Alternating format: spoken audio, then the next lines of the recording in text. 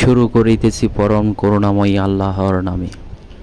আজ কালিকা প্রসাদ উচ্চ বিদ্যালয়ের সামনের রাস্তাটি দীর্ঘদিন যাবৎ পরিত্যক্ত অবস্থায়। ছাত্রছাত্রী এবং কালিকা প্রসাদ ইউনিয়ন জনসাধারণের অনেক সমস্যা হচ্ছে। আমরা গাউসিয়া কমিটি বাংলাদেশের উদ্যোগে এবং স্পন্সর আজিজুল সরকার বাবু এবং উনি নিজেও মাঠে থেকে আমাদের সাথে সারাক্ষণ কাজ করেছে। আর উনি আমাদের গাউসিয়া কমিটির সহসভাপতি। এই মানবিক কাজে সহায়তা করেছেন গাউসিয়া কমিটির সকল অনেক কর্মীবৃন্দ এবং এলাকাবাসীর অনেক স্থানীয় জনগণ আমাদেরকে অনেক হেল্প করেছেন। আমাদের কাজটি সেজন্য আরও সহজ হয়েছে। আলহামদুলিল্লাহ।